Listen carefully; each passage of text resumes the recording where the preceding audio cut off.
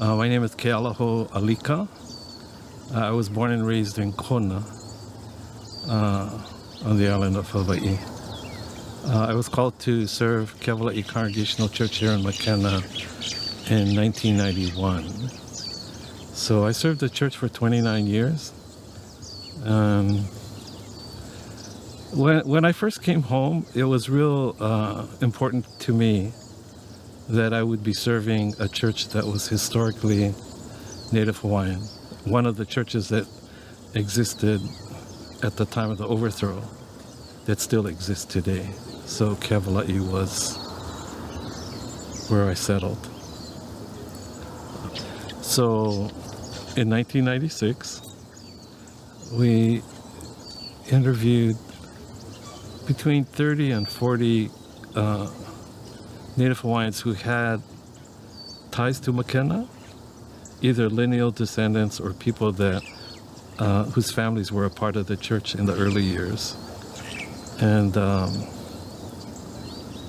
so we did the interviews. We have the tapes. It's been transcribed. And one of the things one of my bucket list things to do is to look at a 100-year period of the church and with their memories begin to look back at what they remember. Since I've been here, most of them are gone now. There's probably, out of the group, maybe a handful that are left. So people would ask, well, why do I want to do that? And it has to do with, the church is there because they've left a legacy for us. And to me,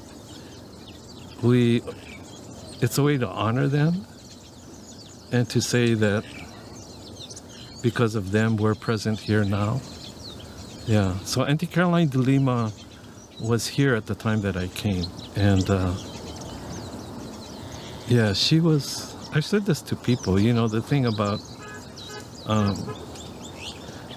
the lesson learned, I'm going to sound like a pastor. And Kanohi knows this, it's her mom, yeah. I've told her, your mama,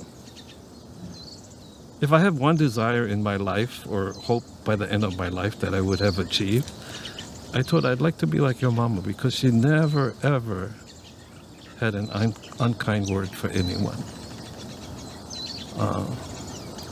She was gentle, but she was always there. She was there when nobody else was there. And so, the church is there. And I had the opportunity to be there because of people like her. I think it still goes back to Kananio Mākena.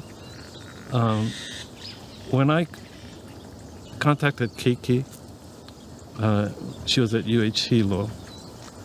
And because she's a lineal descendant of Mākena, I asked her, I said, Keiki, if you wrote a song about Mākena, what would you write? And so she kind of hemmed it, she thought about it. And I was getting anxious because we had a luau coming up and wanted to have a song then. And so I wrote something out just to prompt her. I said, well, something like this. And so I think it had like maybe 4 or 5 stanzas in it. And I sent it to her and she said, oh, that's okay, that's fine. And I thought, no, you're supposed to write them, not me. I'm from Kona, Well, anyway, what she did was she took what I wrote, the English, and she didn't translate it, she interpreted it. She said, some of the images that I was using, they don't translate into, or you cannot translate into Hawaiian. So she interpreted what I was saying. So there's a stanza where I talk about kupe'e coming out at night. And the Mākena people will say they know where to go get them, but we don't tell people where. So I remember the stanza said something like, the kupe'e come out at night and they look around and they see all the changes that have come to Mākena. And then they say to us, be aware, pay attention and take care of this place. Well, when Kiki read that stanza, she said the kupe'i thing didn't quite work. So when you read it, her interpretation, she refers to children. And I said, well, maybe we should change it to children. She said, no, we let both of them stand as they are, because the kauna then is in the Hawaiian, yeah? So, yeah. And I'm still attached to that song. There were two people that recorded it. We sang it at the luau with Uncle Eddie's help. Ledu Ka'apana did one, slack key style, and then Ron Kuala'au also sang it. And there's a refrain in it, you know. It simply said, as the seasons change and the years go by, I will always come back to the beauty of Mākena. And that still holds true for me. Other people have, more recently, there's been another song written about Keawalaʻi, and one of the members of the church wrote poetry. But it was really interesting because what he did was he took the winds that come around this side of the island, and it's all in the song and in his poetry. So one of the members of the church took it as a composition and put music to it. And so that's been sung at the church as well.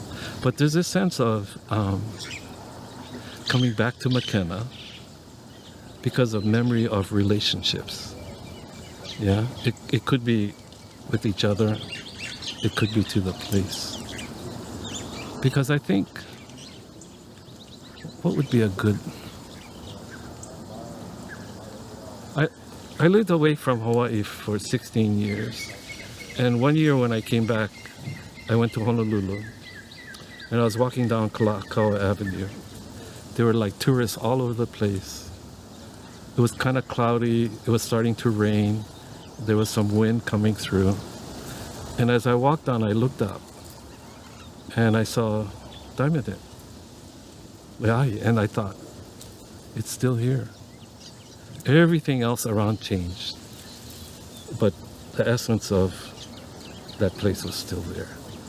And I think that's what, when we think about Mākena, the essence of this place. So whether it's going to be in mele or hula or poetry or whatever, you can put up all the buildings. But if we talk about the wind or the rain or the channels out here, this, you know, that's Mākena. It's not the, you know, things we market. Yeah. You know, I was born and raised in Kona, I said, yeah. But I wanted to come home. And I wanted to serve in the church. And the reason I love Mākena, the place, the people, is because they gave me a chance. You know? Like, who is this guy? You know? And this sounds self-deprecating, yeah, but who is this little Japanese man coming back Hawaii? Who is that? But they gave me a chance. And for that, I'm grateful.